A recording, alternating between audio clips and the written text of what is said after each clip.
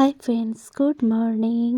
সকাল সকাল ready teddy হয়ে আমরা সবাই বেরিয়ে পড়েছি পিকনিকের উদ্দেশ্যে। এই ভিডিওটা ছিল হচ্ছে 21শে ডিসেম্বর, আর সেই দিন ছিল হচ্ছে সন্দীপদের অফিসের পিকনিক। তো প্রত্যেক বছরই ডিসেম্বর মাসে পিকনিক ওরা করে থাকে, এই বছরও 22শে ডিসেম্বর পিকনিক করেছে। আর এবারে আমাদের পিকনিকের স্পট ছিল হচ্ছে চন্দননগরে নিউ দীঘা না ওল্ড দীঘা পার্ক, এরকম একটা কিছু ছিল, এক্সাক্ট আমার নামটা মনে পড়ছে না। যাই হোক, এখানে আমরা গাড়ি করে সবাই মিলে যাচ্ছিলাম। সবাই মিলে বলতে সন্দীপদের অফিসের ম্যানেজারের ফ্যামিলি ছিল, আর আমরা ছিলাম, আর সন্দীপের একটা কলিগ আর সন্দীপ দুজনে বাইকে করে যাচ্ছিল। আর আজকে বাইরের ওয়েদার ভীষণই খারাপ, মানে গত দুদিন ধরে এরকম ওয়েদার চলছে, চারিদিকে কুয়াশাচ্ছন্ন হয়ে আছে, একটু রোদের দেখা নেই, আর তার সাথে ঠান্ডা হাওয়া, মানে এত ঠান্ডা লাগছিলো কি বলবো। আমরা যেখানে গিয়েছিলাম তার পাশে আবার ধান জমেছিল, মানে আমাদের জন্য পুরো জাস্ট কাঁপিয়ে দিচ্ছিল। গা থেকে সোয়েটার, মাথা থেকে টুপি কিছুই খুলতে পারছিলাম না। এসে গেছি পিকনিক করতে। এই আগের বারের থেকে এবারেরটা বেশি ভালো না জায়গাটা, কিছু একটু নতুন নতুন এন্ট্রান্সটাও বেশ ভালো। হ্যাঁ, গাছ বলে আরো বেশি ঠান্ডা। কাটিংগুলো হেভি করেছে, দেখ যেন মনে হচ্ছে আমরা দার্জিলিং এর চা বাগানে এসেছি।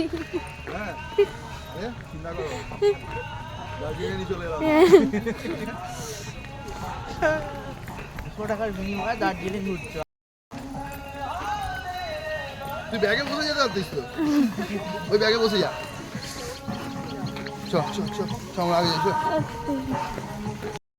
কি ঠান্ডা বাবু, এদিকে দেখো।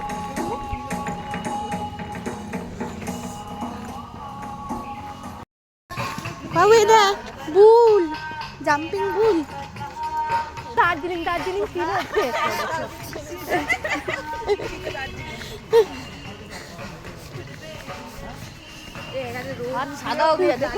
না না, রোদ উঠলেও লাগবে না। এই আস্তে আস্তে পড়ে যাবি, চলো।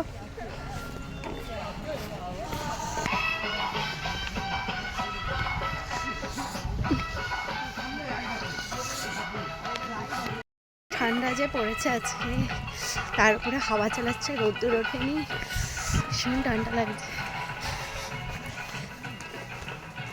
একটা দার্জিলিং ফিলিং আসছে।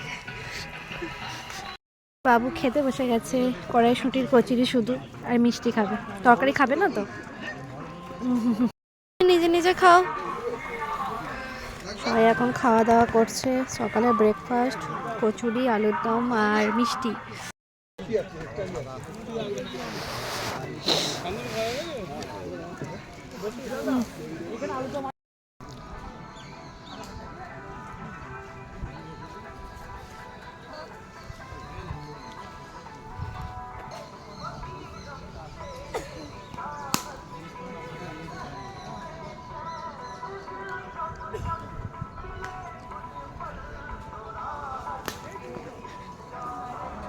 ট্রেনগুলো কোথায় গেল?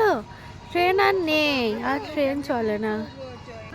চলো, ট্রেন লাইন ছিল। জায়গাটা বেশ ভালোই লেগেছে, মানে চারিদিকে গাছপালা, বেশ এখানে ভালো ভিডিও শ্যুট করা যাবে, কিন্তু মানে এমনিতেই সবুজ গাছপালাতে ভিডিও বা ফটো বেশ ভালো আসে, আর চারিদিকে এত গাছপালা না, বেশ ভালো শ্যুটিং হবে। যাই হোক, আমার না এই পার্কের মানে সব কিছু মোটামুটি ভালো লেগেছে, কিন্তু না কিছু কিছু জিনিস আছে সেগুলোতে মানে ওই যে দোলনা বা বাচ্চাদের যে স্লাইডার, এগুলো সব মনে হয় মেনটেনেন্সের অভাবে না খারাপ হয়ে গেছে, মানে জিনিসগুলোতে জং ধরে গেছে। প্রত্যেকটা দোলনাতেই দেখছি যে দোলনাগুলো ভেঙে জং ধরে গেছে।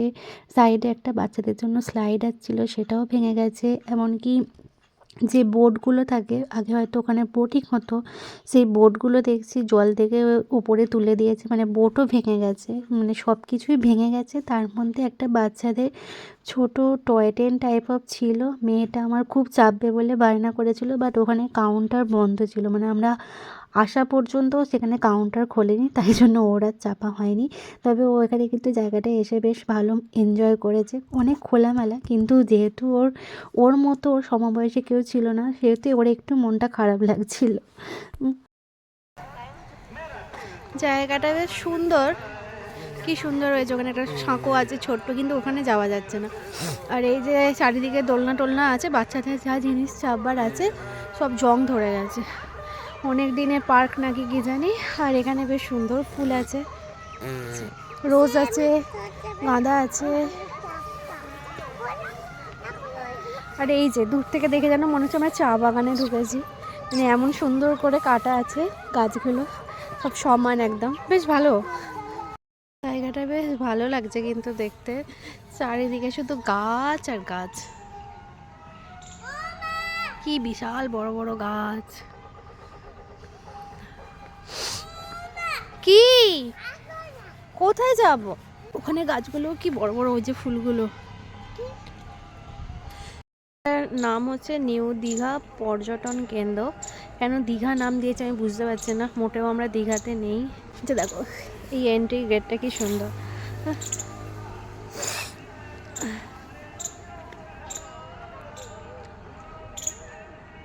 এখানে এসেছি, এখন আবার দুটো ভালো ফটো ভিডিও করবো।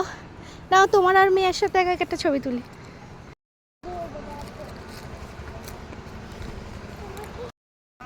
ওইদিকে ছেলেদের বেশ ভালো হয়েছে, ওরা বেশ কি সুন্দর ক্রিকেট খেলছে, ফুটবল খেলছে।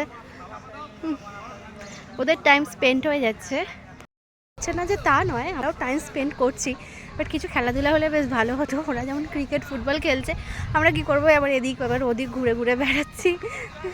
পেয়ে গেছে চিকেন পকোড়া, কফি আর চিকেন পকোড়া খেয়ে একটু বসেছিলাম। এদিকে রান্না বান্না চলছিল, আর ওই যে পিছন দিকে ধান জমে আছে, যার জন্য আরও আমাদেরকে পুরো ঠান্ডা করে দিয়েছিল। অনেকক্ষণ পরে মানে 12টা সাড়ে 12টার সময় একটু রোদ্দুর উঠেছিল, তাই জন্য আমরা এখানে একটু বসেছিলাম, একটু রোদ পোয়াচ্ছিলাম। আর ওদিকে বললাম যে আমার মেয়ের কোনো সঙ্গী ছিল না, তাই ওর থেকে বড় বড় দাদাদের সাথেই ও খেলছিল। ওরা এদিকে ব্যাডমিন্টন খেলছিল, ও ওদেরকে কক এনে দিচ্ছিল।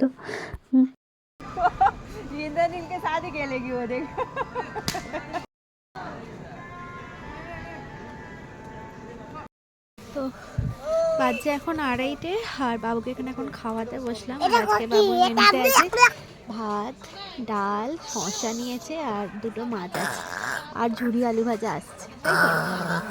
চিকেন খাবে না? চিকেন মেয়েকে খাইয়ে আমরাও বসে গেছিলাম খেতে। আর বাজছিল তখন 3:30 না 3:45। এবারে ফিশটার দেরিতে অনেকটা রান্না হয়েছে। যাই হোক, এখানে ভাত, গরম গরম ভাত, ভেজ ডাল, ঝুরি আলু ভাজা ছিল, তার সাথে ছিল হচ্ছে ফিশ ফিঙ্গার। তারপরে এসে গিয়েছিল হচ্ছে সর্ষে পাবদা, যেটা খেতে কিন্তু বেশ ভালো হয়েছিল।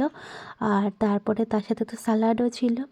আর তারপরে ছিল হচ্ছে চিকেন, চাটনি, পাঁপড়, আর ছিল নড়েল গুড়ের মিষ্টি, যেটা খেতে কিনা আমার খুব ভালো লাগে। শীতকালে আমার এই মিষ্টিটা, মানে রসগোল্লা আমি অন্য সময় খাই না, বাট শীতকালে নড়েল গুড় রসগোল্লাটা আমি একদমই মিস করি না। সবার কি খাওয়াতে শুনতে পাচ্ছে না, তোর বাবা শুনতে পাচ্ছে না। বাবাকে বল। আবার পিছনে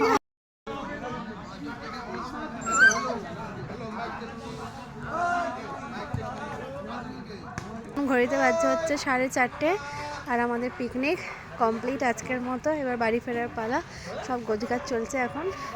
গাড়ি রেডি এবার আমাদেরকে বাড়ি পৌঁছে দেওয়ার জন্য। তো চলো আজকের মতো টাটা, বাই, আবার দেখা হচ্ছে নেক্সট ব্লগে।